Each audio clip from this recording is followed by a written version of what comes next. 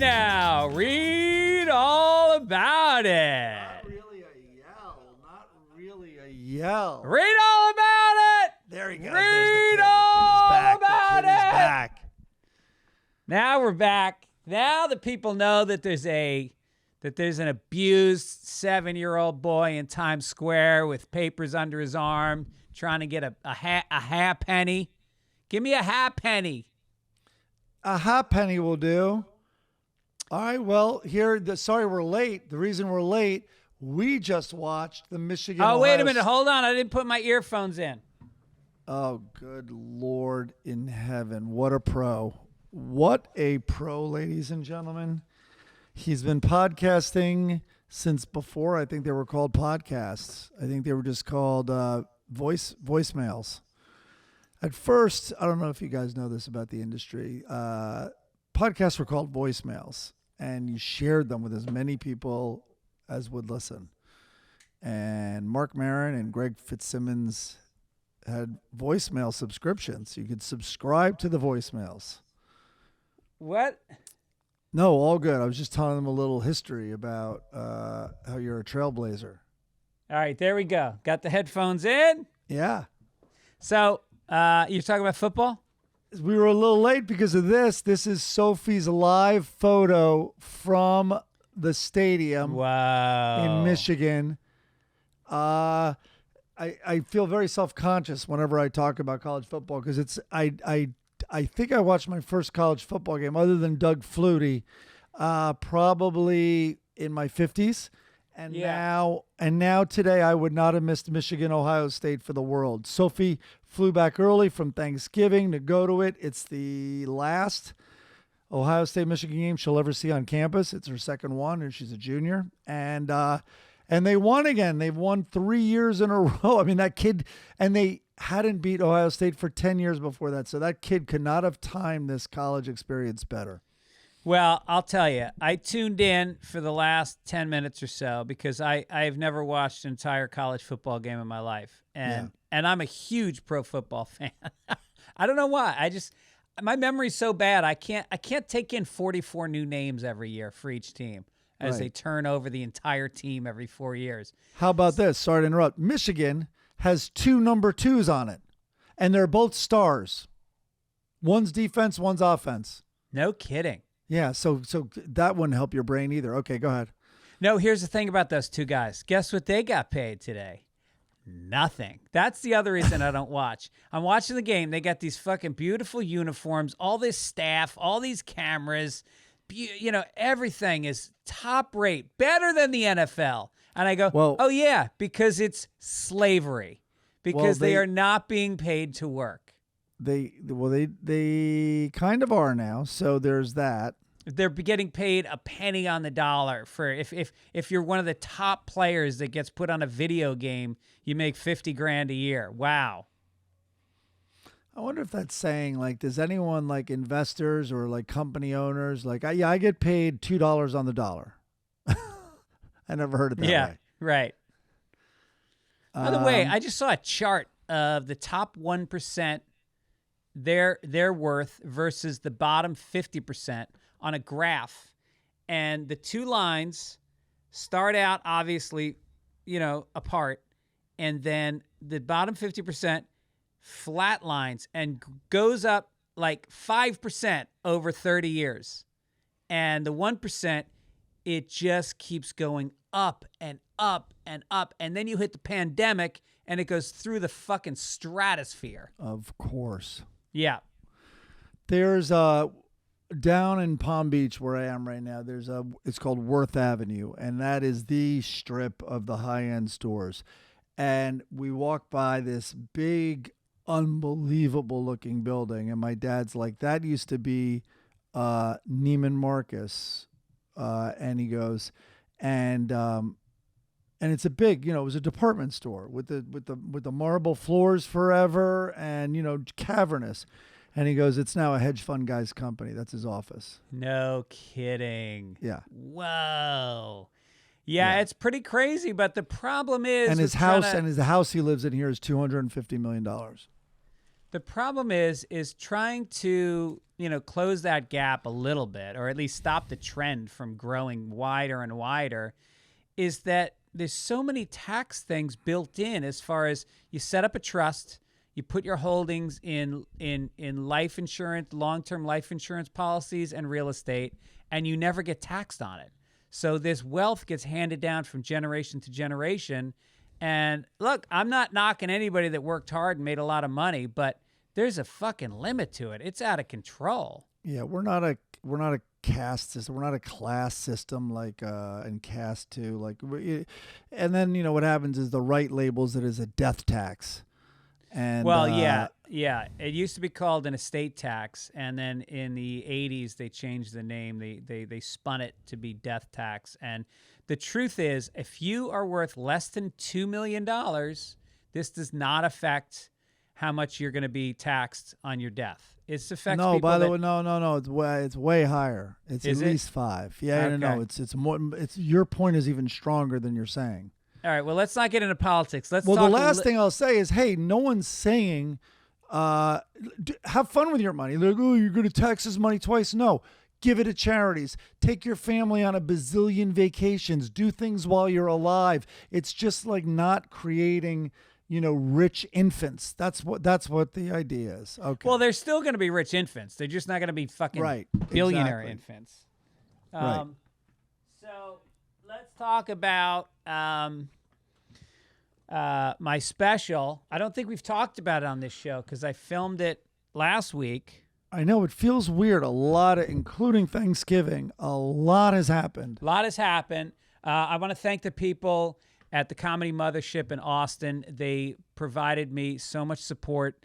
The special went amazingly well. I really felt so comfortable. 800-Pound Gorilla was the production company, and Adam Egget over at the club and Curtis. They just were great, and the crowds that came out were unbelievable. And I just anyway, I'm just filled with a sense of gratitude for everybody that helped make this happen. And so it'll come out probably in February or March, and we'll see if we can shop it around to Netflix and some other places.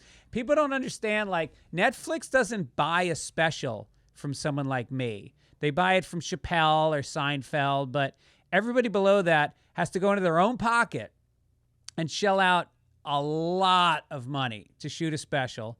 And then because if it's not at certain specs, if the quality isn't super high, they won't even look at it. So you gotta fucking invest. And then if they don't buy it, which is likely with me, I will put it on YouTube, and people will be able to see it on YouTube. We'll pump it up on the podcast and see what happens. But anyway, I had a blast. Wish you could have been there. I know. I was so glad I checked in with you. You were so happy with it. So that was perfect. That was great to hear. The best was, should I tell the story or should I? No, I'll tell the story later. But we had some mishaps that were worked out early on. Oh, yeah. Do tell those. All right. So the crowd is all set up, and they have the feature act finish, and then they stop down and they go, okay, everybody go get a drink, go to the bathroom, because once Greg goes on stage for an hour, nobody can get up, nobody can order a drink. It's just, watching the show. So everybody leaves. Everybody gets a drink. Everybody goes to the bathroom. They give a 2-minute countdown, 1-minute countdown. Then they're like, okay, let's start it up. Ladies and gentlemen, Greg Fitzsimmons. I walk on stage. I do my first of all, I was so fucking tight.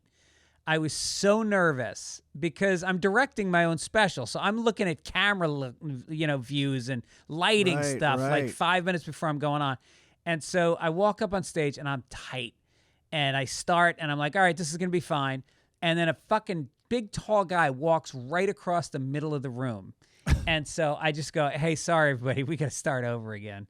And I walk off stage, and we wait a couple minutes. And then, ladies and gentlemen, Greg Fitzsimmons. I walk on stage, bigger round of applause, because now it's kind of funny.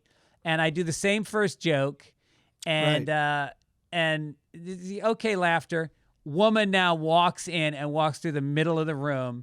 So I go, I'm sorry, everybody. We got to stop. I walked back off stage. We wait another couple minutes. And then, ladies and gentlemen, Greg Fitzsimmons. I walk on stage, do the same fucking joke.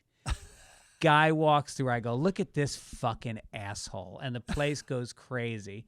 And I go, starting again. I walk off stage. I'm like, what the fuck is going on with the staff here? This is insane. And so I go up the third time, and the place goes fucking crazy. And I go, wow, this just feels so familiar.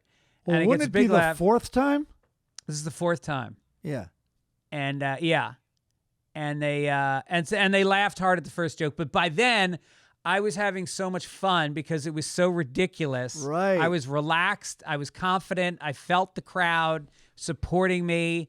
And then I'm telling you, I did not flub a single fucking line in that first show. I had been practicing it for months, and it just all came out. I did some fun crowd work.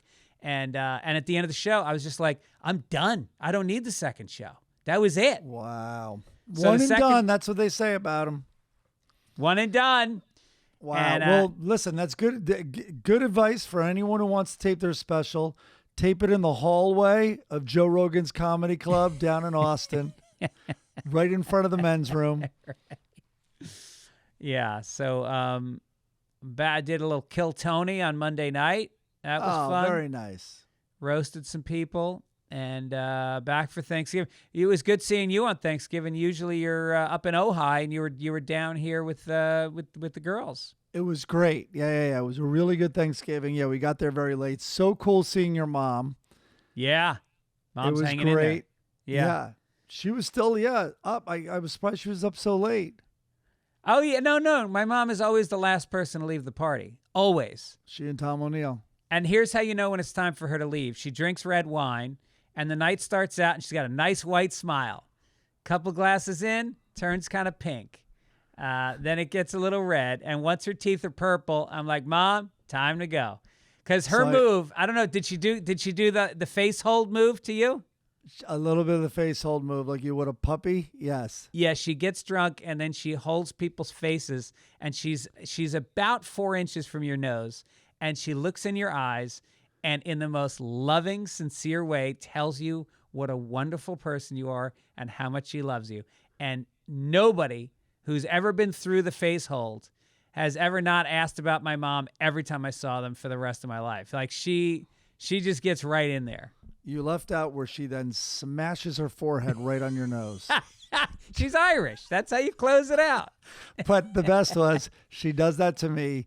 We catch up. It's amazing. But she dominates. Like, she knew she walked over, but she was the first person in the room to greet me. But I had the rest of the room to say hi to. And I then peel off of it and come over to you. And I hug you because I hadn't seen you. And you're like, what color are my mom's teeth?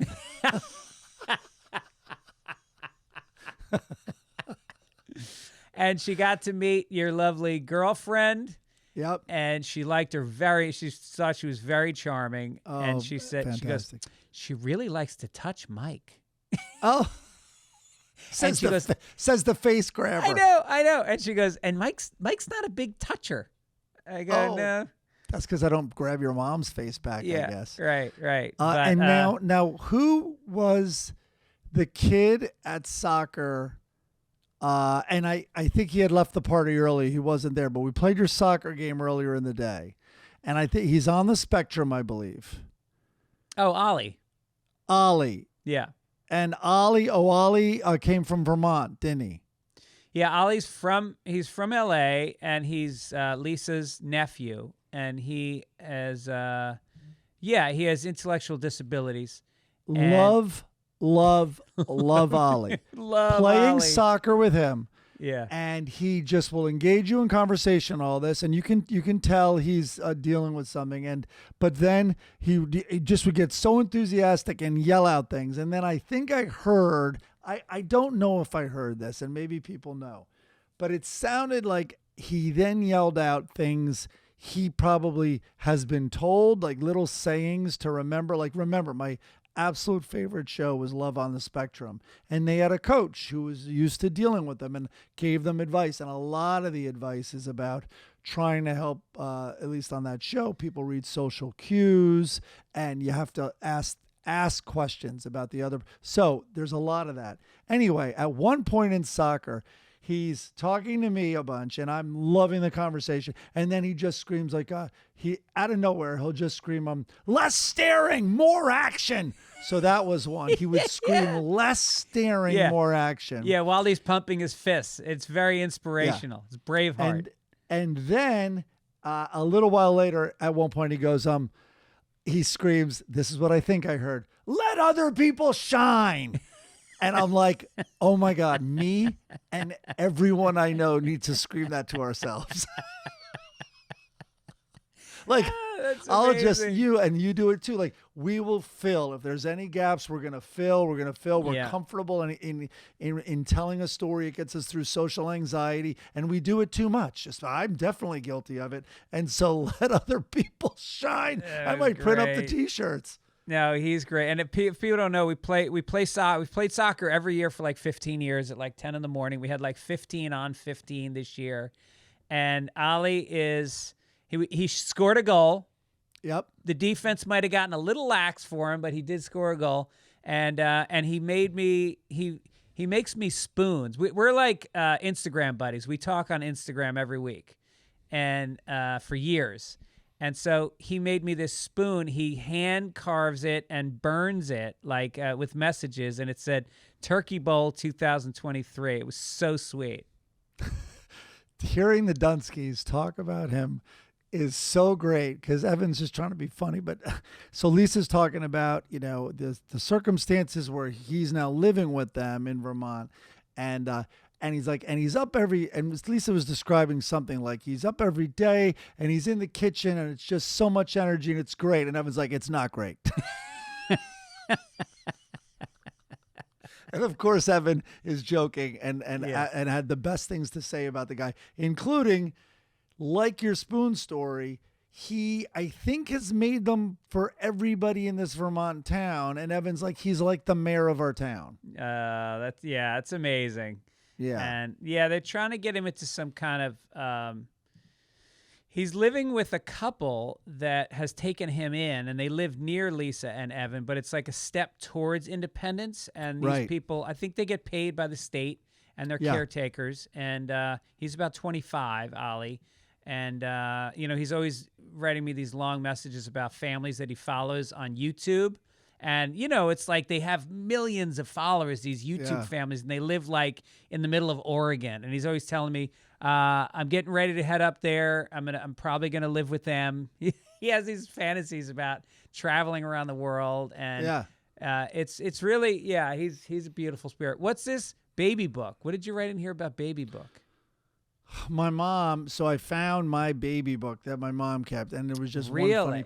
Yeah. And it has a piece of my hair.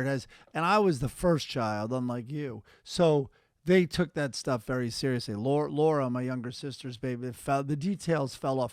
They had a record of every one of my teeth. They had the timeline of my first step, my first word, everything. But one detail I saw, and I am not joking, and I will take a picture of it for next week, is it goes in there. I forget what the disease was. There was a disease that is very common for infants and all that, or newborns. And I was just under 1 year. I was around 1 year old, I think. And it said, it goes, Mike sick. And then it goes 105 fever, hold on, for 3 days. No. And then put him in the tub. Oh, what? A cold plunge. She was the first cold plunger. I've walked around my whole life like I can't remember anyone's name. I can't remember my short-term blah, blah, blah. Yeah, my brain fried for 3 days. What? 105 for 3 days? Dude, our mothers did not. First of all, that's amazing that you have that. That is such a cool thing that they did and that you have and your kids will have. But no, our moms did not take us to the doctor with high fevers. I mean, I remember 103.5 being like, we got New York flus. when it was fucking cold and windy, and we had shitty winter coats. We were sick all the time. Yeah. Yeah. I mean, it took a lot to get me to the doctor in my house. I don't remember ever seeing the doctor when there weren't lots of shots involved, which means I only went there once a year. Oh, yeah. I have scars all over my body that should have been stitched up and were not. Totally. Yeah. Totally. I have an ankle to this day that I broke I was not taken. My mother went to the pharmacy and she got an ace bandage and she got me a fucking set of crutches. And that's how I walked around for about 2 months. Never visited a doctor. To this day, when I get up in the morning and I walk to the toilet, I fucking hobble like Ebenezer Scrooge. I have burns and also the vivid memory of butter being put on them. Which I think is the worst thing you could do. I think things have turned around on that advice. Yeah, I don't think putting butter on a scalding child's burn is the thing, or anyone's burn is the thing to do anymore. Yeah. Although I remember when Owen was teething, we were trying to calm him down, and he was like apoplectic for days. And I was laughing, and I was like, when this happened to me when I was a kid, my mother used to put Jack Daniels on my gums, and I was an infant. And so we go to the doctor, and he looks at him, and he goes, well, you can do this, that. He goes, but the best thing is just like a little whiskey. Just put a little whiskey on the gums. This is like Dr. Harvey Karp, who's gone on to be like the baby doctor in the country. He's famous. He lectures. He has books. Yeah. No, whiskey in bottles was incredibly common and more prevalent in the Irish community, I'm sure. But my mom's dad was a binge alcoholic.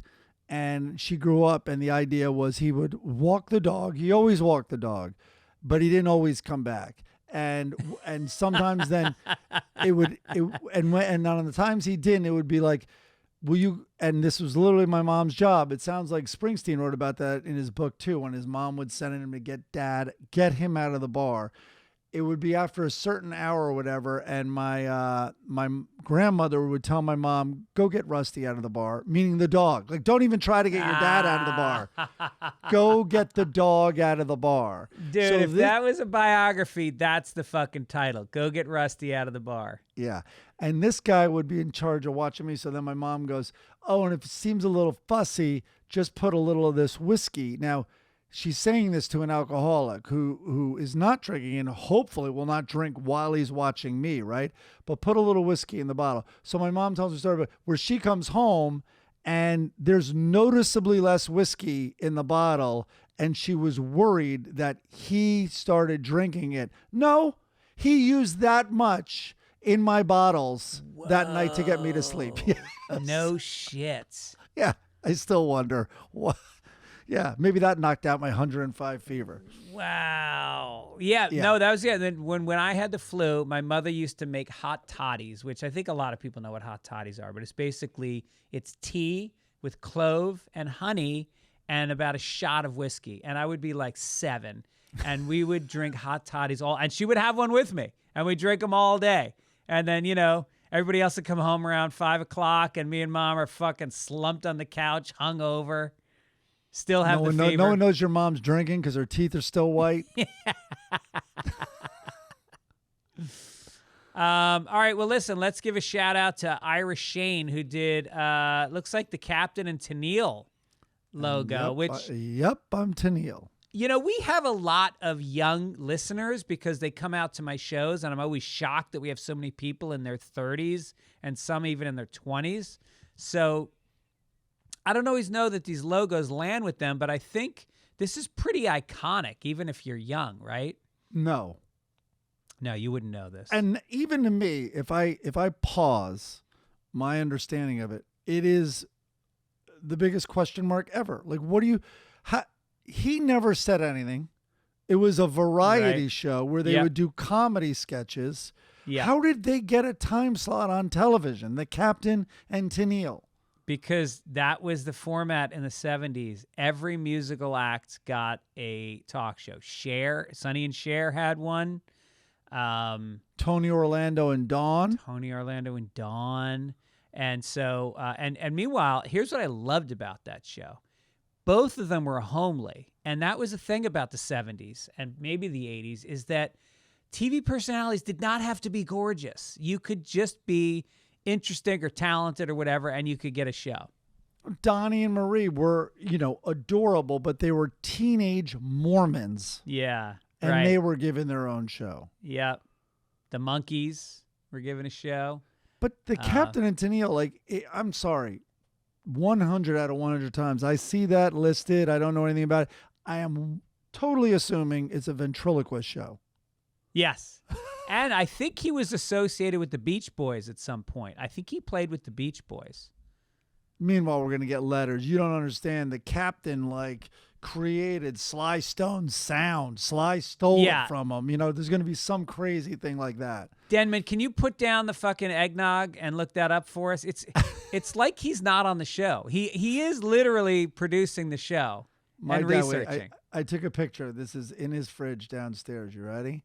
Can you see what that says? Oatnog. Oatnog. He has... It's too late to try to be healthy. If you're going nog, it doesn't matter if it's milk or oat or egg. Right. Oh, so Denman just wrote, LOL, you ignored my football note. I didn't ignore it. It wasn't usable. It wasn't interesting. And so instead of researching this, he's writing me notes about that he's bitter that we ignored something he wrote earlier. What are you, fucking Mel Brooks? We're supposed to use everything you write in there? Oh, man. Yes, he says. So good logo. Thank you, Ira. And then the song from Jeremy Davis was outstanding today. Loved it. I have to say I have not heard it yet. You did not send it to me. So I look forward to hearing Jeremy's song. Thank you, Jeremy. Here's what I'm looking forward to. San Francisco Punchline this weekend, November 30th to December 2nd. This might be my favorite club in the country, maybe my second. Fort Worth Hyenas, December 15th and 16th. Milwaukee Improv, December 29th through the 31st. The Den Theater in Chicago. I fucking love this little theater. January 13th, one night. Then I'm coming to Atlanta, Portland, Oregon, La Jolla, and Tampa. Tickets at fitzdog.com. Come out and see my new material. The old stuff is now flushed and behind me. So listen, speaking of going to events, why don't you talk about how you go to events, Mike? We love Game Time. I was just looking down at the phone. That's why it was a little spacey as you plugged yourself. Here it says I'm in Miami. That's fine. I just said look nearby. Cowboys, Dolphins, Sunday. Right now it's 365, and you're going to watch that. You're going to watch that come down. You're also going to watch Taylor Swift come down. $1,657 is a Taylor Swift concert in October 24. Plenty of time for that to go down. Let's see what else they got here. The Hurricanes. I went on Discover so you can see all the shows and everything on Game Time. Last minute tickets. They have flash deals, zone deals, easy to find and buy tickets. Every type of event in your area. It's the lowest price guaranteed. They have event cancellation protection, job loss protection. It's the only ticketing app that gives you complete peace of mind with your purchase. You get to see the view from your seat before you go, so you know exactly what to expect. And the best part, I think, one of the best parts, is the all-in price up front. So you know what you're getting and you know what kind of deal you're getting before you check out. So take the guesswork out of buying tickets with Game Time. Download the Game Time app, create an account, and use code PAPERS for $20 off your first purchase. Terms apply. Again, create an account and redeem code PAPERS for $20 off. Download Game Time today. Last minute deals, lowest price guaranteed. Speaking of games, if you want to get involved and you want some skill-based fantasy gaming, you're going to go to Daily Fantasy Sports. It is the biggest platform in North America, and it's easy. It's exciting. It's just you against the numbers. Instead of battling thousands of other players, including like pros and hacks and sharks, you pick more than or less than on 2 to 6 player stat projections and watch the winnings roll in, baby, like they have been for me. It's fun, and and I've had winning up to 25 times my money this football season. And you can do it during basketball season now, too. You just select 2 or more players, pick more or less on their projected stats, and place your entry. So with basketball, there's combo projections across football and basketball. You can merge them together. For example, like LeBron James and Travis Kelce at a 10.5 combo of 3 points made plus receptions. So you're watching everything. It gives you more of a reason to watch stuff. And you can do it with celebrities now. Apparently, we haven't been asked to do this, but rapper Meek Mill and comedian Andrew Schultz, you can play alongside of them. There's like a community plays. Nice. So and they have that week, reboot. They have that reboot policy too, so your entries stay in play even if one of your players gets injured. Oh, that's awesome. And then this week, my prize picks is Christian McCaffrey for more than 75 yards rushing and Mahomes for more than 2 passing touchdowns. I've also got Joe Burrow for more than 2 passing touchdowns and Travis Kelce for more than 75 receiving yards. So I've been on fire lately. Full disclosure, they gave me a credit of $100, and I now have it up to $425. And I've only been doing it for like 3 or 4 weeks. So it's fun. Here's how you're going to do it. Go to prizepicks.com/papers and use code PAPERS for a first deposit match up to $100. Go to prizepicks.com/papers and use code PAPERS for a first deposit match of up to $100. I can't. Daily fantasy sports made easy. Get involved. All right, you got a paper? You know what? I think I have paper here. You probably don't in your office anymore. Yeah, I got some laying around somewhere. Hold on. Let's see. I got an envelope. You ready, punk? Did you do it? Envelope. Here we go. Extra! Read all about it! Extra! Done. All right. Top story. What do we got? Late Thanksgiving night, Tiffany Haddish was attacked in Beverly Hills by a fan. What fan, Greg? Tryptophan. Oh. See what I did there? Haddish was taken into custody after police received a call about a car stopped in the middle of Beverly Drive at about 5:45 a.m. According to the site, the vehicle's engine was running and the driver could be seen slumped over the wheel. No accidents were reported. Photos published by TMZ showed the Girls Trip star being put into the back of a police car while in handcuffs. On Thursday night, this is very nice of her, Haddish performed at West Hollywood's The Laugh Factory for its 43rd annual free Thanksgiving feast, which is a very cool thing. Which, by the way, I should mention, Tiffany started in L.A. You know the whole story. She was a foster kid and tough upbringing, and basically Jamie Masada, that owns the Laugh Factory, took her under his wing, and he does these comedy classes, kind of discovered her, supported her over the years, and so she's very loyal to the Laugh Factory, and she's always at these. They do these feedings for the homeless on the holidays, and I do them sometimes, and she's always there. Yep. And her beginning was crazy, and she's said in all these interviews, she used to sleep in her car. Actually, I think in Beverly Hills, because she was unhoused. She was trying to scrape everything together and get her career started.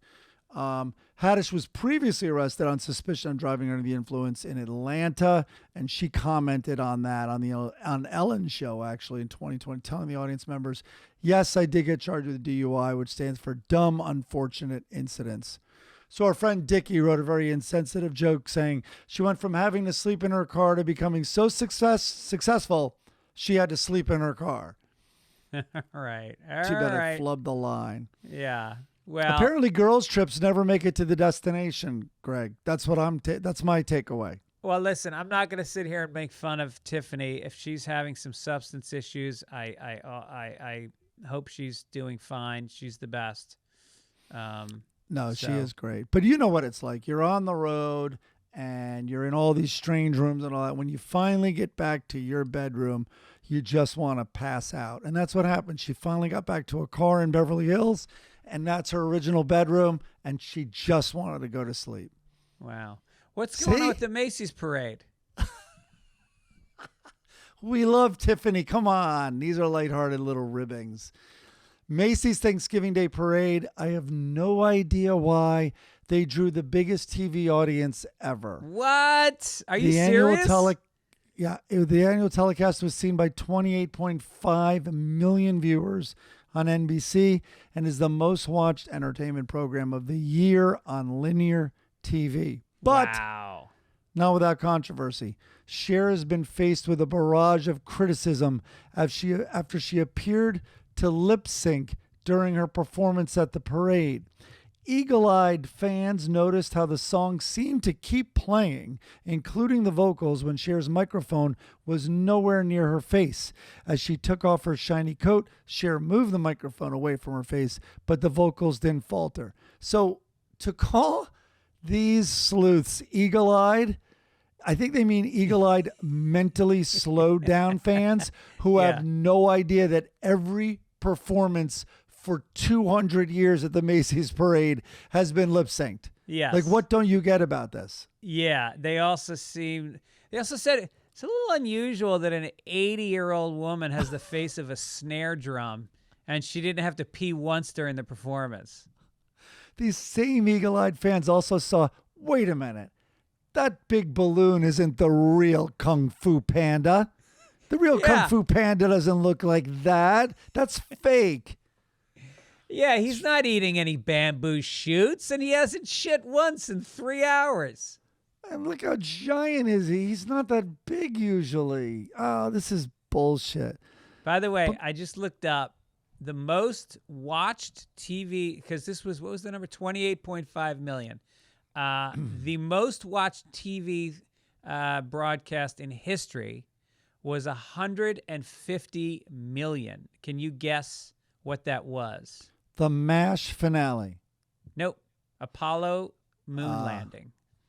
And then second place, and this is shocking to me, was last year's Super Bowl, which got 115 million people. What was it that special of a Super Bowl? Last year, I don't know why. I don't even remember last year. The Chiefs and the Bengals, was it? I think you're right. MASH finale. MASH finale MASH finale is number 13 with 105 million, but no, 105 and 97. That's 106 million for a TV show. Yeah, that had a laugh track and it was shot in the desert. It's weird. But the top 30 are almost all Super Bowls, and Nixon's resignation was 10th. Roots, the final episode of Roots was number 16.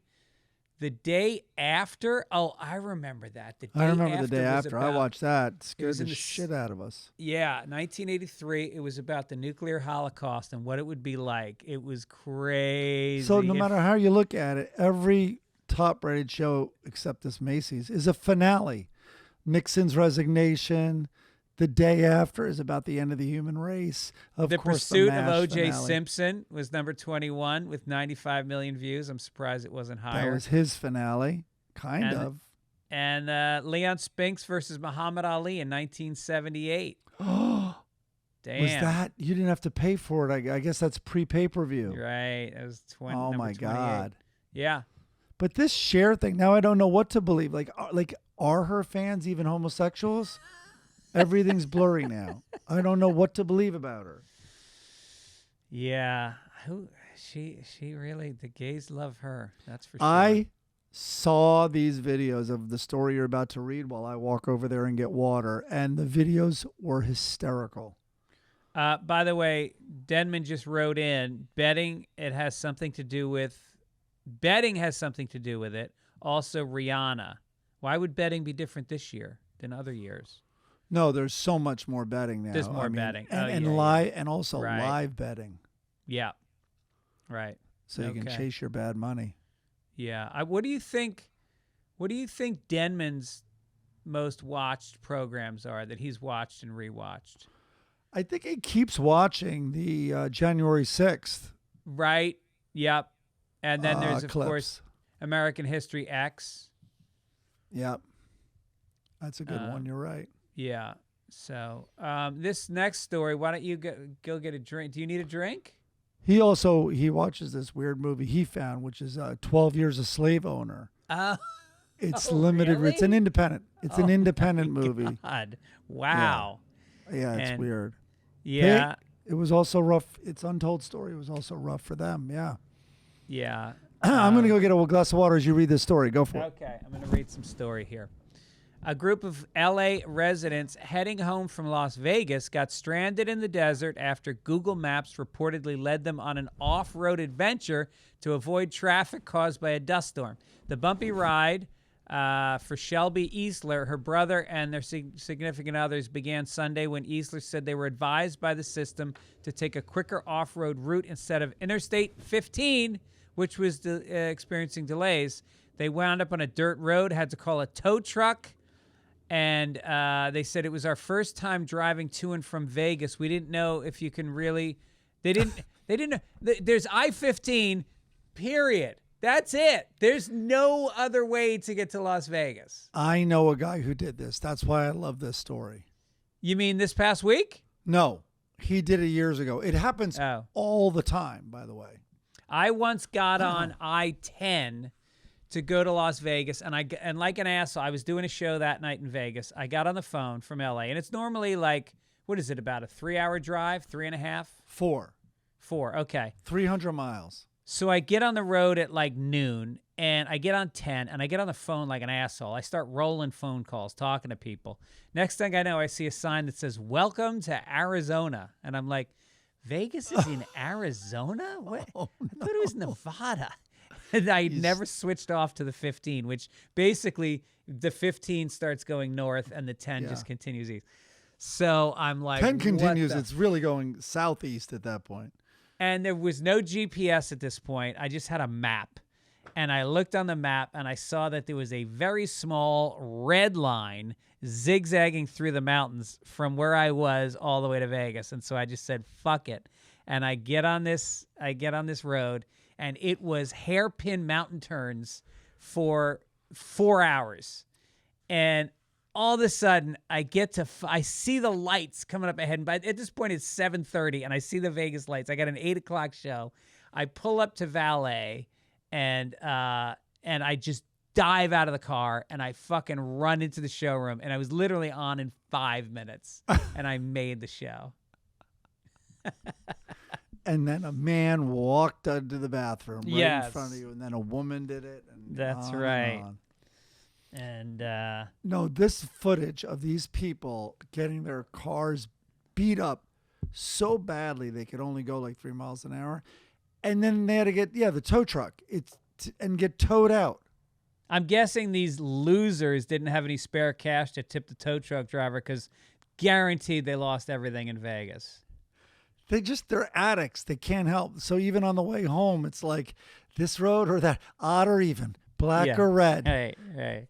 What's the over-under on how long I can drive with my eyes closed through this windy road? How did they even make it through the Miracle Mile shops at Planet Hollywood? How did they navigate that? By the way, I was thinking this might be like the first dry run of AI leading us all to our deaths. Just changing our navigation systems to take us deep into the desert where we fucking starve to death. Yeah. Hey, why haven't we seen this? And I bet Denman might know the answer. Like, I was thinking about, imagine if there was a video game where you had to drive, like where you gambled. Like, how far can you make it on this course? Can you beat the other driver? So it'd be physical skill, and rather than like blackjack.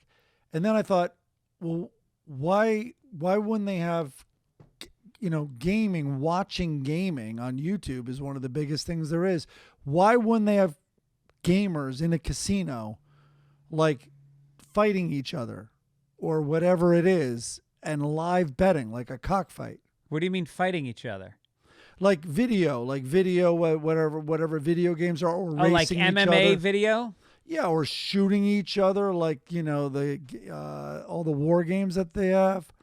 Well, what about just, I like the car racing thing. What if you pick, you know, a racetrack, Monte Carlo's racetrack or Monaco, whichever one that racetrack is in, and you race against 50 other people.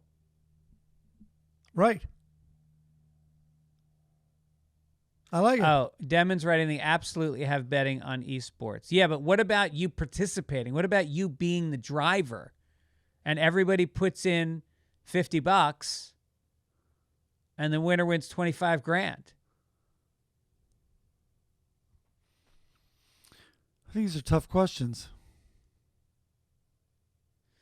He said, do it at Mothership. What does that mean? What does that mean? Hold an event, Greg. Okay. All right. Everything is legal in Texas except weed, right? Weed is not legal and abortion is not legal. Oh, yeah, well, that, of course. But they'll let people lose all their money for sure. Speaking of winning money, a man who won one of the largest lottery payments in U.S. history has filed a lawsuit against the mother of his child in an attempt to keep his identity concealed. What? The man won $1.3 billion in Mega Millions this year and then he has sued his child's mother that she violated non-disclosure agreements. Here's the thing. When you win $1.3 billion in Maine, I think people start to catch on. I think they got a little suspicious when he covered his house in mink for the winter. Isn't it more expensive to sue her than to, I don't know, pay 100 people to try to take her out somehow? That's true. She gets pulled under with a lobster pot. They knew something was up when he ordered an Uber to the Bahamas. That's what a guy in Maine would do.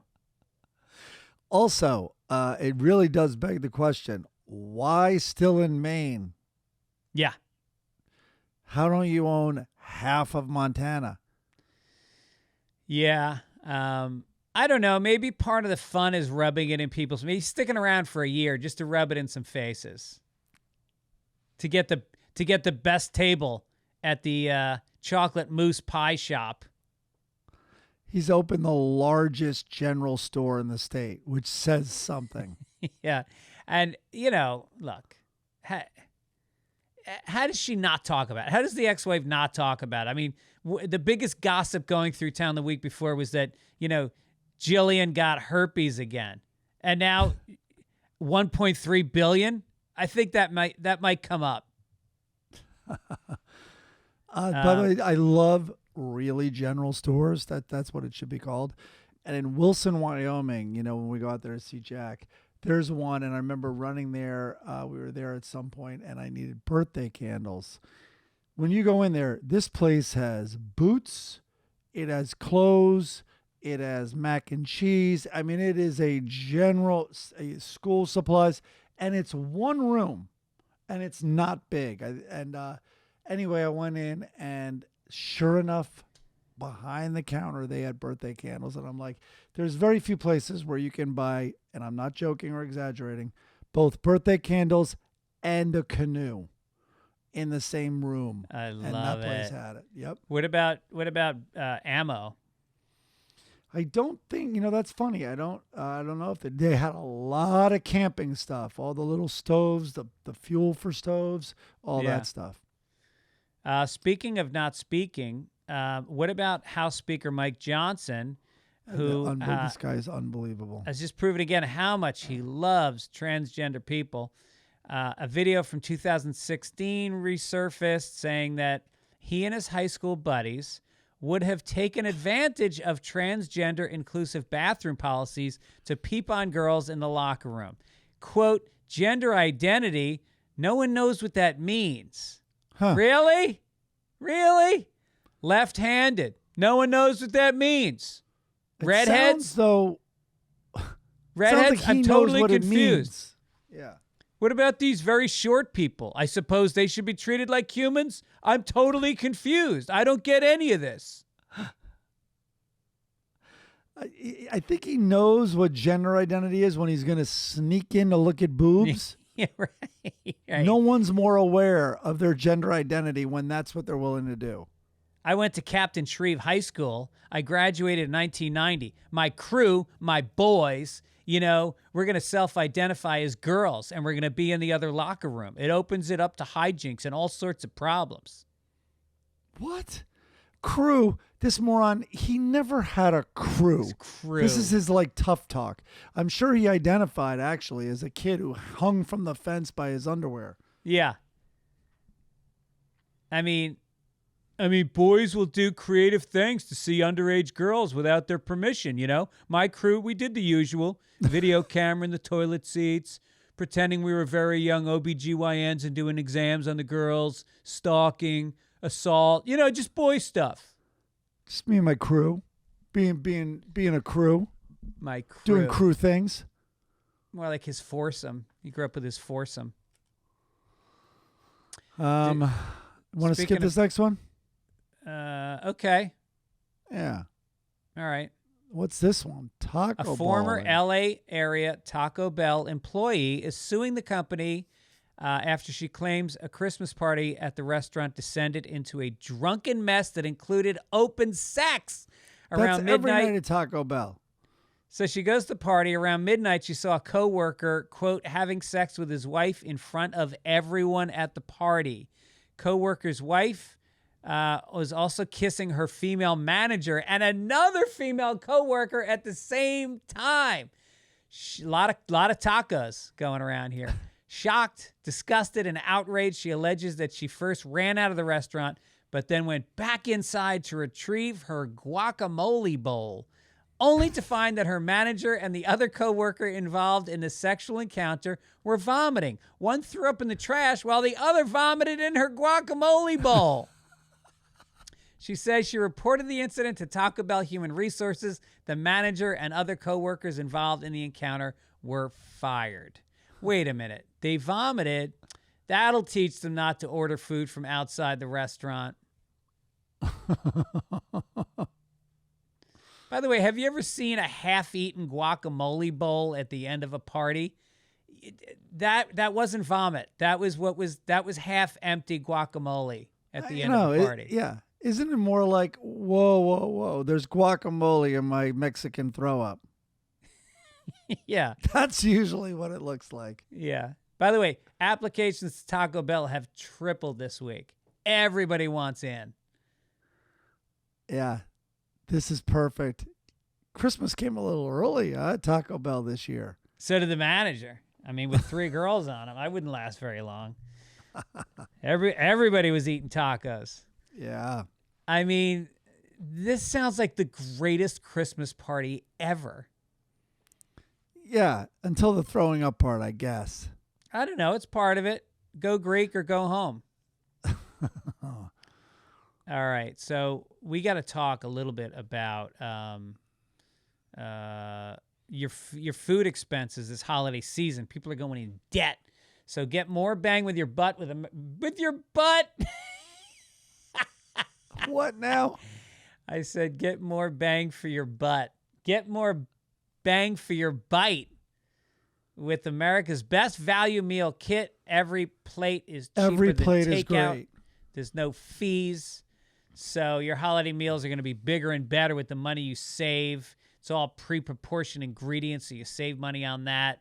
And you're not going to the grocery store. I mean, I can't tell you how many times I went to the grocery store this Thanksgiving. Every time I thought everything, I didn't have to do it. No. And it's like 8 million steps. Their meals, 6 simple steps. Yep. They deliver it right to your door. So it's just more time to hang out and chill during the holidays. 50% cheaper than your average fast casual meal. Easiest way to eat affordably. Put the money you save towards making holiday plans. And it's wholesome, filling meals. So their selection of hearty recipes feature a protein-packed main dish and not 1 but 2 scrumptious sides. So it's sustainable. Also, don't forget that. Yeah. Every plate offsets 100% of their delivery emissions, and their meals have a 31% lower carbon footprint on average than supermarket meals of the same portion. It's, at the price, I mean, there's a lot of these meal plans out there, but like at this price point, it doesn't get, at this quality level, you're not going to get a lower price. I had some the other night. They sent me some. I had, we saved so much money because I got it free, but you'll save money too. I had the pumpkin Alfredo pasta, which was amazing, but dude, the Jamaica jerk chicken with mango is off the charts, like as good as any good Jamaican restaurant. That's amazing. They asked me my preferences, and I actually put, to see how good they were, I put vegetarian, because that's pretty limiting. Wasn't limiting at all. They sent me these 3 meals that were amazing. Get started with every plate for just $1.49 per meal, plus $1 steaks for life, going to everyplate.com/podcast and entering code 49papers. The number's 49papers. Subscription must be active to qualify and redeem $1 steak. Again, get started with every plate for just $1.49 per meal plus $1 steaks for life by going to everyplate.com/podcast, entering the code 49, the number 49papers. Subscription must be active to qualify and redeem $1 steak. Nice. Up to $110 value, man. Let's talk about Mint Mobile, because people are getting gouged by the big wireless phone companies. Mint Mobile cuts out the brick and mortar shops, and you save all the money because it's all online. It's premium wireless service, and you get best wireless deal of the year right now when you switch to Mint Mobile. If you buy a 3-month plan, you'll get another 3 months for free. 6 months of premium wireless service for the price of 3. And then the gift turns into gold because it's just $15 a month with Mint Mobile. And I got it. The wireless service, they use a major carrier. You're getting the same great quality, and you're paying way less. And it does everything, text, high-speed data, everything. It's on the nation's largest 5G network. I don't know what else to say. It's a pretty simple buy situation. 3 months. How nice to start the new year off with 3 free months of cell service. You use your own phone with any Mint Mobile plan. Switch easily and effortlessly with eSIM. If you need a new device for a limited time, get 6 months of free service when you buy a select device and the plan. Switch to Mint Mobile and get premium wireless service starting at just $15 a month. For a very limited time, buy any 3-month Mint Mobile plan and get 3 more months free by going to mintmobile.com/papers. That's mintmobile.com/papers. Cut your wireless bill to $15 a month at mintmobile.com/papers. There we go. And that's it for the ads for the podcast. Let's get back to, let's do entertainment.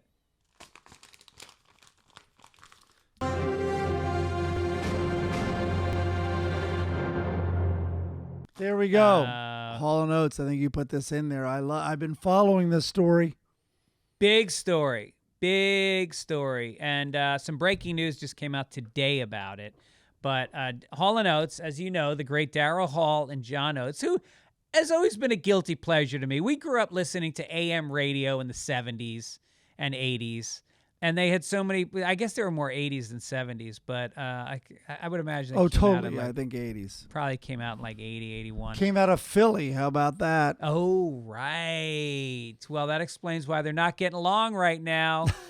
They had 8 platinum records, and 6 of their songs went to number 1. Oh, but no. apparently John Oates is suing Hall. No. I think it's the other way around. Yeah. Hall is suing Oates. Fact. Oh, Hall is suing Oates. Okay, so he's. The headlines first came out. Wait, about is he this. sewing his oats or is he suing Oates? He's actually both. Oh, okay. Yeah. It came out and it was weird. It was like Hall files a restraining order against Oates. And what it is Oates wanted to sell off part of his ownership of their songs. And the restraining order is delaying that because Hall is appealing it, I guess. Well, Hall is out of touch. He's out of touch. And Oates is a man-eater. Come on. wait, back to their hits. My sister was like dragged to the Hollywood Bowl by a friend who said, this is one of the funnest concerts. You don't understand. She was like, what? Hall and Oates. And she called me like, it was one of those we talk about a lot. She's like, I was singing along to no less than 16 of their songs. No kidding. Really? They're incredible. Yeah. And they really did have great harmonizing. Hits. Yeah. Yeah. But apparently he offered Oates a buyout, and he said, I can't go for that. No can do. No, can do. No can do. So I was kind of on Oates' side in this because whatever their arrangement was. And then I read the article, and Oates, his company name, that he used was Whole Oates Enterprises. So now I am Team Hall. I am Team Hall all the way. Yeah, I just think he's milking Oates. Unless his is like Hall of Game Enterprises or some bullshit like that. Right. All right, what about this Netflix story? Hall. Yes, Netflix slammed by viewers for releasing the worst Christmas film ever despite an all-star cast. So, which means I think we have to watch it. The best Christmas ever. That's the name, ironically. The best Christmas ever sees mother of two, Charlotte, played by Heather Graham, arrive uninvited at her ex-best friend Jackie's home in a bid to discover if the braggadocious annual festive newsletters are in fact true. Despite witnessing firsthand Jackie's life is all real, guess what? Charlotte is not convinced. No. So anyway, people are going online, and the article picked up some reviews, which is Netflix's best Christmas ever is the worst movie I've ever watched. You guys should be ashamed for airing this. And another one goes, avoid, or even better, poke your eyes out. That's far more enjoyable than putting yourself through this waste of 1.5 hours. Whoa. Yeah. I mean, I love bad movies. Like, Hallmark literally makes their bread and butter on playing Christmas movies, not during the fall, not during the winter, year round. That's all they play are Christmas movies. And I love them. Insane. They're predictable and they're easy. Right. A friend of mine does a newsletter. Anybody send out a yearly newsletter? There was someone in our family who did, and of course it became the joke for the entire rest of the extended that's family. What it is. Yes. Yeah. Just know if you send out one of those letters, there is a text chain dissecting it. Oh, absolutely. This guy was a kind of a failed comedy writer, and he would write these really corny jokes about the family, and everybody made fun of it. And then at the end, he would always make kind of a shout out about if anybody knows anybody who's hiring. Oh my God. That's perfect. Yeah. Well, with what this did, though, this story, the reason I put it in here is it reminded me, and I think years ago we talked about this, but one of the greatest TV critics of all time, like Pulitzer Prize winning and everything, is this guy, Tom Shales. He wrote for, I believe, the Washington Post. He was even, Larry Sanders had him on, playing himself a TV critic. So every year he would review Kathie Lee Gifford's Christmas special that she would do each year. And each year it was funnier than the last, where this insanely smart, incredibly great writer would eviscerate her specials. And I'm just going to read one that he did here, which was, I think, about her, maybe the second year she did. But I think what I'll do is every week I will read a Tom Shales excerpt from a Kathie Lee Gifford thing, and I'll read those all through December. All right. So everything I'm about to read you is gospel truth, printed, and also he was a syndicated reviewer. It went all over the world. This is how he opened one. What's the difference between the 24-hour flu and a Kathie Lee Gifford Christmas special? 23 hours. You wouldn't want to catch either.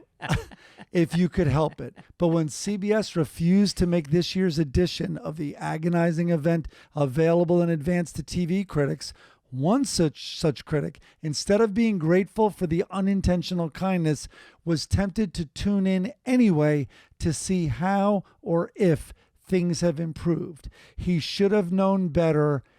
Big mistake. Wow. And then I love it. But CBS literally stopped letting it be reviewed. That's how bad they were. I mean, it's one of those things where it's like Bert Kreischer's movie. All right, maybe the reviews weren't great. Did that stop people from watching it? No, because if you love the person and you dig what they do, you don't read reviews. I mean, look at the fucking, Farrelly Brothers movies. There's so many movies that got panned, comedies, that it doesn't matter. She doesn't give a shit. I know. What do you mean? Either did CBS. They kept making them. I think it then became like a train wreck that everyone would tune in for. Do you remember her husband, Frank, who I think was like 25 years older than her? Yeah, of course. Great New York Giant. Great New York Giant, great broadcaster. And then I don't know if he already was a womanizer, but Globe, that tabloid, they hired a hooker who lured him into a room. They paid the hooker like $100,000 to lure him into a hotel room that was wired with cameras and seduced him like fully. And then they released it on the details of it in a story about him. And I'm not even kidding you. I think what that happened during these specials, and she still had the special where she would parade out Frank and Cody or whatever kids' names were. Cody.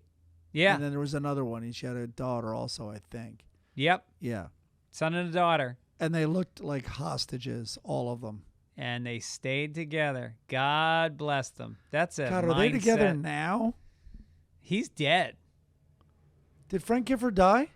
I think so. You say with such confidence that I doubt it's true. Denman, is he dead or alive? Here we go. Frank Gifford. We should play a game called Can We Host Died. a Podcast and Beat Denman to Getting the Information? Hey, how about died this, in man? 2015. Frank Gifford, born in Santa Monica. No kidding. I would have never, in 1930. Wow. Yeah. So he would have been 93. They stayed married till 2015 when he died. Huh. From 86. Wow. That's unbelievable. Oh, Cody, Cassidy, Aaron, and Victoria Denise. Yeah, they've got some grandkids now. Cody he's in is... the Hall of Fame. I just saw People magazine on the newsstand, and Cody is having her second baby this week or soon. She's preggers. Got herself all knocked up. Gifford's family revealed that he had CTE. Oh, no kidding. Although they're saying he died of natural causes a week before his 85th birthday. Yeah.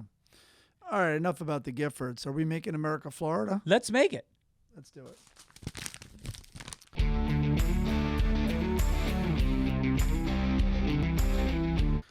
A man's unorthodox attempt at scaring magpies from his... That's Australia. I'm one story ahead. Jumped too far. Upset Florida man, 76, backs over a staff member at car show after he was kicked out. Anthony Guerra Jr., who lives... This is why it's in here. Who lives in the Villages. The Villages! Strike again. Was charged with aggravated battery and deadly weapon after the incident. While trying to enter the car show event, a staff member approached Guerra and told him to leave due to his aggressive behavior.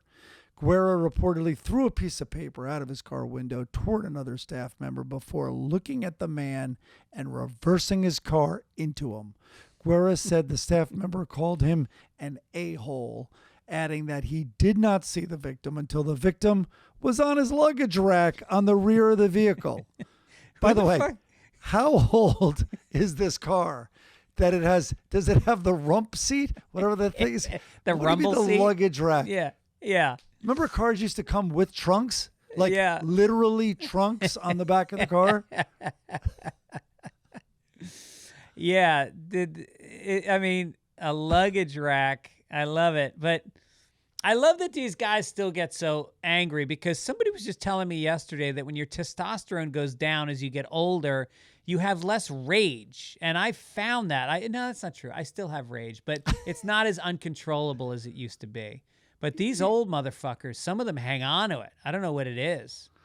Well, apparently you do get enraged depending on what type of person you are. But I think it's more than the majority of people, I think. When you start in aging in some ways, they say that dementia, you don't realize you're getting it, but I don't know if I believe that because I think people get very angry at the loss of short-term memory. Yeah. And when it feels threatening to their life, basically, which is like, I can't remember a goddamn thing, but I know I'm not dying in a few months. But if it was really like this is the beginning of the end and that light's never going on again, I think there's panic sets in. Well, there's also being marginalized out of the workplace. There's, your wife dying, or most people are divorced at that point, and your hearing's going, your vision's going, and yeah, you're going to get angry. I mean, I think life is really, as you get older, is a process of accepting what's going on fully as you move later into life. There's also understandable things you get enraged at, like not getting into a car show because this fucking kid from Cuba who came over on an inner tube won't let you in.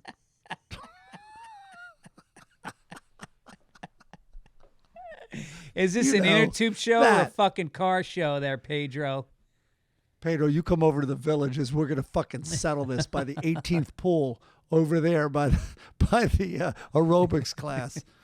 By the way, more and more people are on board for moving down to Laguna Beach, the retirement place. Was that the chatter at the party? That was some of the chatter at the party. The Malloys have already got a place down. It's a 55-plus retirement place. Our friend turned 56 and bought a place instantly because his father had lived there.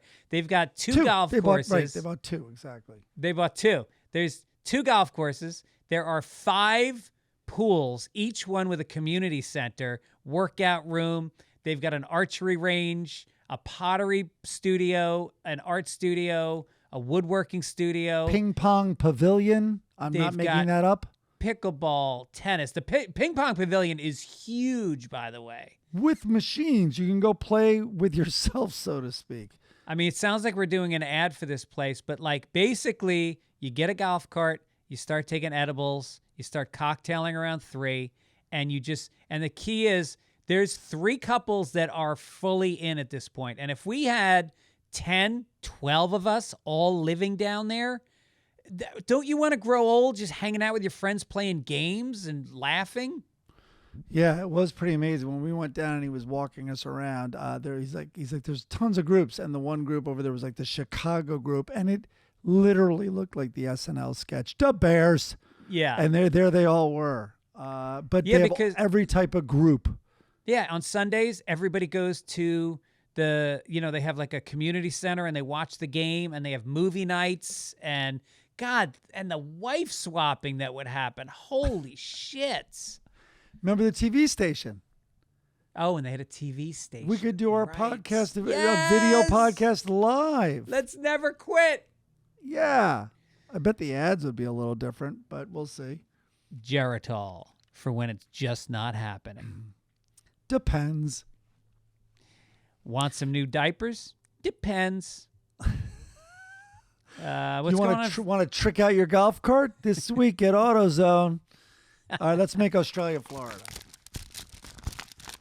A man's unorthodox attempt at scaring magpies, as I told you earlier, from his backyard with a homemade scarecrow has backfired spectacularly.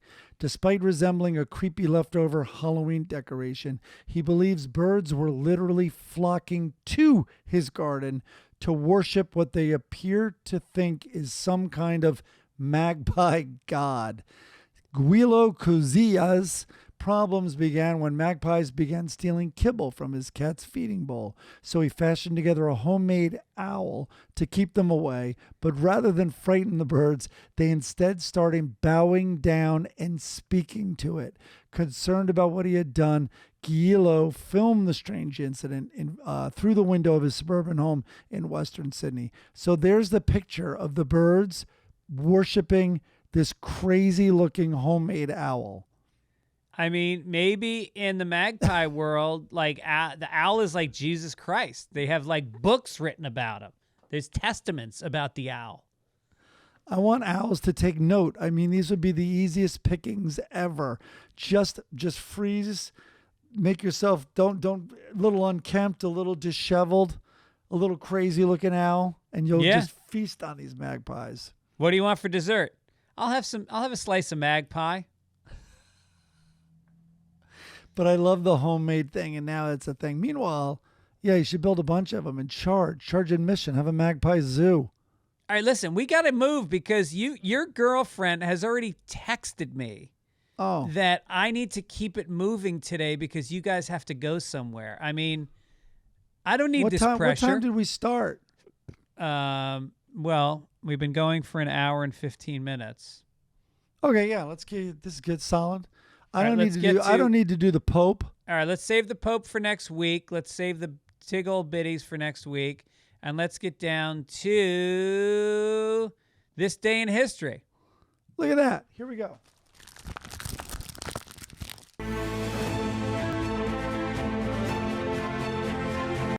In Egypt's Valley of the Kings, British archaeologists Howard Carter and Lord Carnarvon became the first souls to enter King Tutankhamun's tomb in more than 3,000 years. Do you remember that? What year was this? Steve Martin remembers it. It was the biggest news. It was the biggest news. It was early 80s. It was all anybody talked about. Why do I not have the year down for this?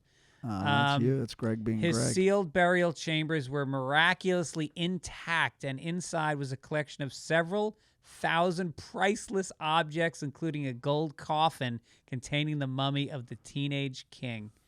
When Carter first arrived in Egypt in 1891, most of the ancient Egyptian tombs had been discovered, and the majority of these had been hopelessly plundered by tomb raiders over the millennia. Being a tomb raider, I mean, that's a good gig. Because there's rich families all in that region who have the craziest shit. Yeah. I mean, you don't have to fight an army. You don't have to raid a castle. Just bring a shovel and find a fucking tomb. So, King Tut reigned, by the way, from 1330 to 1323 BC. Wow. Yeah. Well, old dude. They discovered a step leading to its entrance, and in 1922. But this was before 22. Maybe they found it. Oh, in 1923, no, what happened was it made its world tour. Oh, right. That's what it was. Yeah, I remember Steve Martin's routine on SNL. Now, when I die, don't want to be a... Maybe you don't remember it.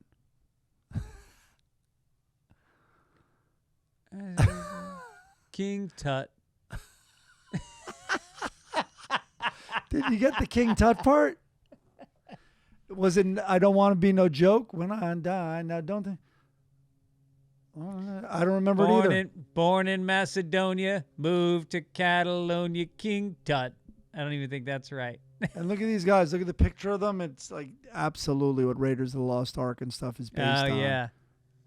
These, now, when I die, don't want to be no nut. Now don't think I'm a nut. Yeah. Don't want no fancy funeral. Just want to go King Tut. Oh, yeah, here it is. Dancing by the Nile, King Tut. The ladies love his style. Rocking for a mile, he ate a crocodile. Yep, completely stupid on purpose. Now, he's my favorite honky. Yeah. Now, if I'd known they'd line up just to see him, I'd take all my money and bought me a museum, King Tut. All right. So, Mike, how's sales of the koozies going? Terrible, Greg. No, I'm kidding. I'm kidding. It's going amazing. I'm so personal. We sign them. By the way, we have to order more. We have to sign more. I have to buy different envelopes that make this shipping easier for me. One sweet person wrote in, and it was funny because hers arrived. They'll arrive. Hers arrived, but the envelope was chewed up. Huh. But that's because it's very personal. It's a personal endeavor over here. Well, listen, Sending them out- the holidays are coming, and you want to get these in the hands of someone you love. Get it in the hands of yourself. I do that sometimes. I put it in the hands of myself, and they're beautiful. It's a great caption, and you're supporting the show. So get yourself a koozie now. How do they do it, Mike? They will Venmo me, and it's at Gibbons time. GIBBONSTIME. That's one word. You'll see my right eye with glasses on, brown glasses, and behind me in the distance, it's hard to make them out, but it's Bill Murray in a tuxedo. And what's the joke there? My little joke, I made the photo for Twitter, and it was Bill Murray follows me. There you go. A little wordplay. Yeah. And listen, it's $10 all in. You don't pay any shipping or postage. Just $10 through Venmo. Done. It's at your door within a week. Now, when you Venmo me, please write your name, even though I know Venmo has your name. Write your name and mailing address as accurately as it appears on an envelope, because that makes my copying and pasting so much easier. Unbelievable how you're spending your time. The writer's strike is over. You should be pouring over spec scripts, stuff you're going to pitch, and instead you're ass deep in fucking koozies. Because technically the envelopes are thicker than they should be.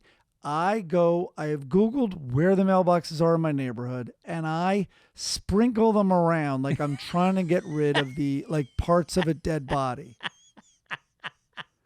I go to different mailboxes and put them in because I don't want them to be overwhelmed when they get 50 because they're the foam things in them. So and be like, fuck this guy. We're not putting them in our machine.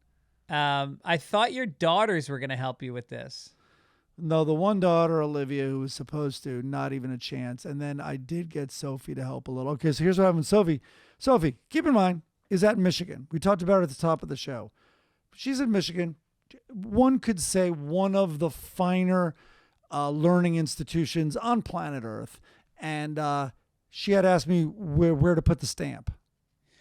Oh, I love it. Because she doesn't remember ever mailing something. She's mailed postcards. Yeah. And she's had letters and thank you letters, but then I guess we mail them for her or something. Oh, that's hilarious. Yeah. All right. So this guy wrote us a letter. Where's his name? I don't see his name. So anyway, somebody did.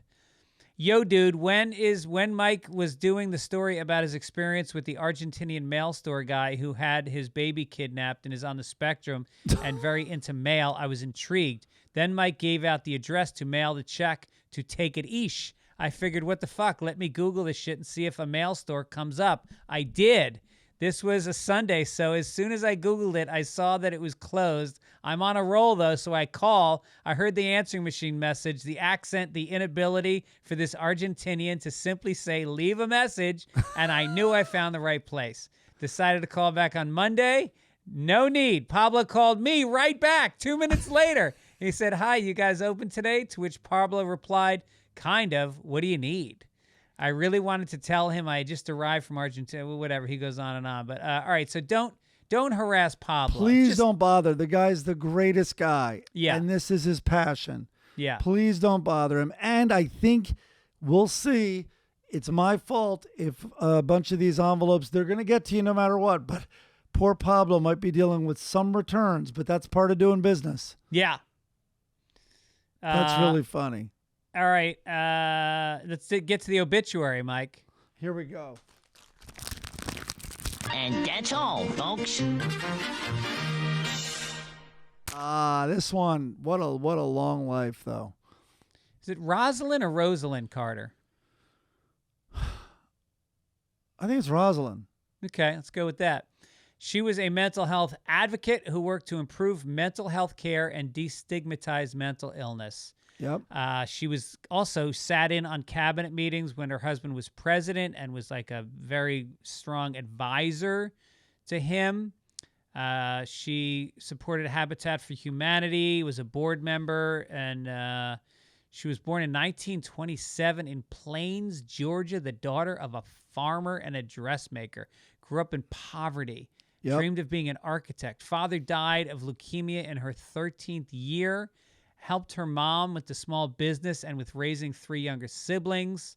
Excelled in school. Graduated top of her class. She grew up in the same town as Jimmy Carter. Yep. Started dating in 1945. So wait, she was how old?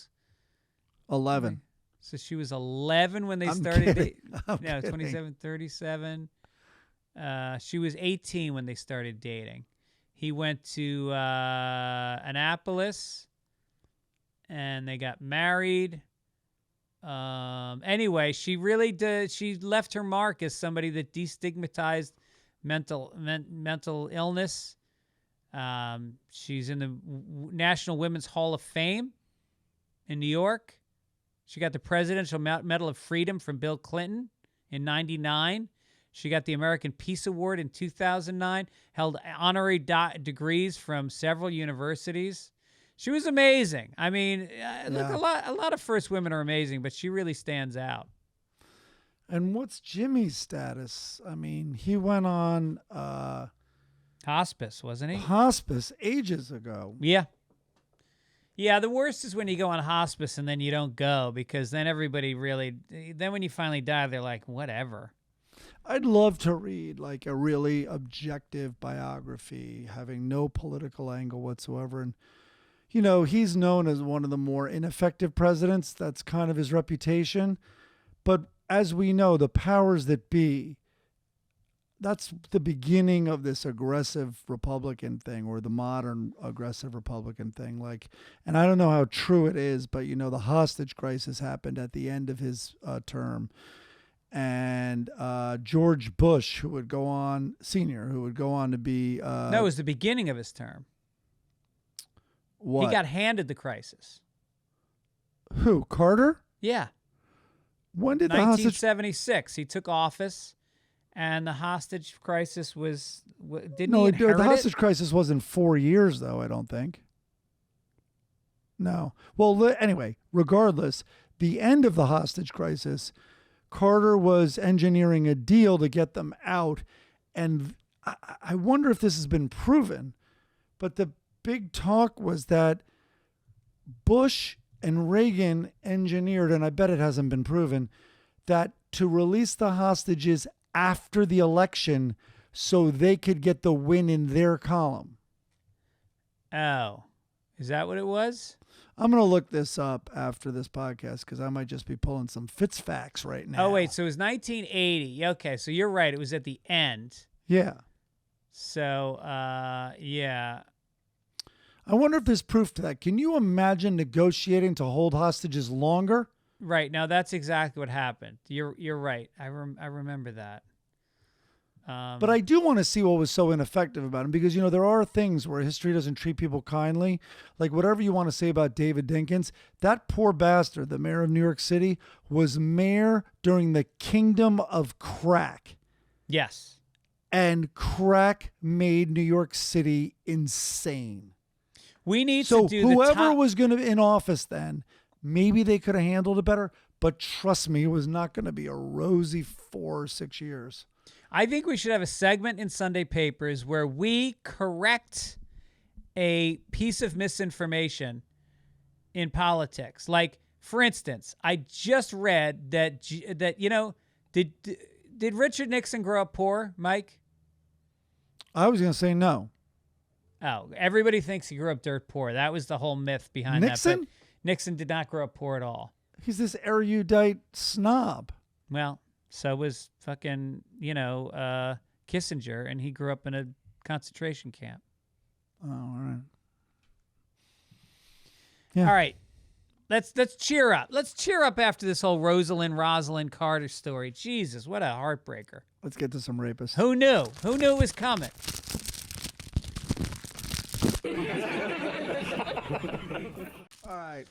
All right, so here it is, Thanksgiving dinner. Loretta has, anybody who's cooked a turkey knows it's a fucking labor. It starts in the morning. You got to baste it. You got to stuff. There's so much stuff to do. And now the Lockhorns have a couple over for dinner, and they didn't sign up for this. They just want to enjoy a bird, be thankful for a couple things. Loretta walks in. She's got a big smile on her face. She's very proud of herself. And Leroy's got a knife. He's waiting to carve it. And he looks at the guy and he goes, knowing Loretta, she probably stuffed the turkey with leftovers. Nice. Real nice. What an undercut. Jesus. Why not just trip her so she lands on this steaming hot turkey and fucking scalds her face, Leroy? I can't believe this next one. All right, so now they're standing at the doctor's office, and Loretta says to the nurse who's checking them out with their bill, she goes, and please send the bill for my husband's blood pressure medication to the Jets. Unbelievable. You know what? Leroy is a perfect Jets fan. How did I not guess this? He never learns. He's miserable. He's only happy when he's drinking at parties. Uh-huh. Yeah. Beats his wife. Yeah, he's a kind of a bully in a way because he's being bullied constantly. Yep. Here's Broke from betting. Yep. Here's Hager. He's walking in the door with Lucky. He's got a big fucking bag of loot. He goes, we're back from France. And Helga goes, how was Paris? And Lucky's head, his helmet pops off his head. And then she goes, let Lucky Eddie answer. Like, obviously, they fucked everybody in Paris. I'm reading the next one. I'm already ahead of you. All right, so the next one, Lucky's getting featured a lot these days. Lucky's on the wharf. He's about to get on the boat. His girlfriend, who's smoking hot, very busty. She's got on like kind of a Wilma Flintstone cut-off dress with those, what do you call those kind of shoes? I don't know, but they lace up the whole calf. Yeah. And he goes, I'll be gone for months. And she goes, I'll wait for you. And then she goes, even if I have to date someone different every night to keep from getting serious about any other person. Now, is that consensual? It sounds like it's consensual. Yeah. Yeah. It sounds like she has a say in it.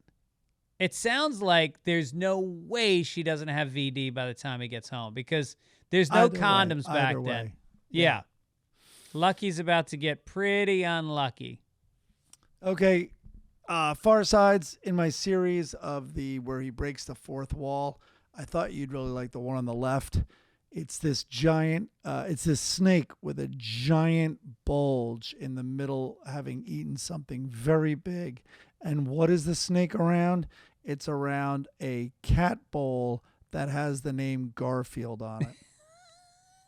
I love it. And I did read about this. You see how it only says, you can see the GARFI in the beginning of the E? Yeah. That way they could put it in there and there wouldn't be any sort of legal issues. Oh, smart. Yeah, the whole name can't be said, but boy, that power of suggestion. It could have been Art Garfunkel. It could have been Garfangle, maybe, yeah. And then another one is an old-timey Western saloon. You see all the guys in there with their hats and their holsters and everything, and a guy playing the banjo and piano in the foreground. And all of a sudden, there's a guy at the door about to come through those swinging doors, and the piano guy goes, "Bad guy coming in, Arnie, minor key." That's great. I love that. Yeah. You know what else I love? You guys for listening. Thanks for tuning in every week. By the way, do us a solid. Greg, may I draw your attention to Above the Far Side comic? Oh, Jesus. How dare I? Please don't tell her. Nobody tell Blondie that I forgot about her this week. There's two blondies, it looks like. Is that her daughter? Or and this one only has two women, no guys. No guys, and I am a little bit creeped out with myself with my new obsession with Blondie's daughter, who I've never caught her name. I have to look it up, but I've never caught her name. But look, just because Porsche has a new Targa FX Turbo doesn't mean I don't still love my 914 more. I love the vintage. But I have to say, Blondie's daughter is everything Blondie is, but younger. And so Blondie's at the stove stirring sauce, as she always does. She goes, "Are you still texting your boyfriend about the misunderstanding you had yesterday?" Daughter says, "I am." And then Blondie goes, "Why don't you just call him over and talk to him?" And she goes, "Texting is better. This way I'll have a written record of our comments for future reference." Smart. She's a woman who has Blondie's beauty and rack, and yet has an ability to draw boundaries with a man. Yeah. Meanwhile, no woman wants a reference of what was really said because they don't remember what was said in an argument. They don't want to know. They don't want the man to have a record of what was said. No. Half the time we are saying, that's not what I said. And we never learn, and we never learn. This is bringing up memories of ex-girlfriends that I used to have those fights with. I never have that fight with Erin. You know, we have we bicker once in a while, but it never gets into that. That's not what I said. I can narrow down to like maybe 1 or 2 years where Erin gave up on you. It was in the early 2000s, and life just got easier for both of you. It's once you give up, life is a piece of cake. I told you, and it's so stupid. I'm pointing the finger at myself in this story, believe it or not. But those arguments used to happen, and we didn't really learn how to argue, and we weren't mature yet either. But back in the early days of my failed marriage, I was saying so often, that's not what I said. And she's like, "It's like you wish." And I think it was a Chappelle sketch of having a stenographer around when you'd argue, right? So anyway, she's like, "You'd like that, wouldn't you?" And I'm like, yeah, I really would, because you bring so blah, blah, blah, everything you would typically say. So she talked it over with her therapist, and the therapist goes, "I actually think, let's use this against Mike. I actually think this would be a good idea, because then what he would hear is his tone," right? Thinking that was the problem that her client, Liz, was having, was like with my tone. And that's why. So anyway, she once goes, "Well, we have this issue to talk about. Do you want to record it?" I'm like, "Oh my God, is this like, did my birthday come early?" Yeah. "Yes, let's please record this." So of course I have a better tone because I know I'm being recorded. And we have an argument, and she's like, "But you said," I'm like, "That's not what I said." And all of a sudden we look at each other. I'm like, "Let's go to the tape." We go to the tape, we go back. It so clearly showed that's not what I said at all. And she got embarrassed and walked out of the room. Nice. And somehow I was happy and considered that a win the rest of the night. Well, that's the key. It's not about meeting halfway or understanding each other. It's about fucking winning. Yeah, she's furious. We can't even be in the same room, and I had never felt more gratified. I love it. All right, listen, I'm gratified you guys listen to the show. Thank you for your support. Means a lot to us. Also would mean a lot if you go to Apple Podcasts and leave a favorable review and some stars. You can always reach out to us, fitzdogradio@gmail.com. I reply to every single piece of mail that comes through. If you have logos or songs, that's how you send them in. We always need more. Thank you for those. And thank you to our sponsors this week. We had many. If you go to Game Time, you get last-minute deals. Use code PAPERS at Game Time.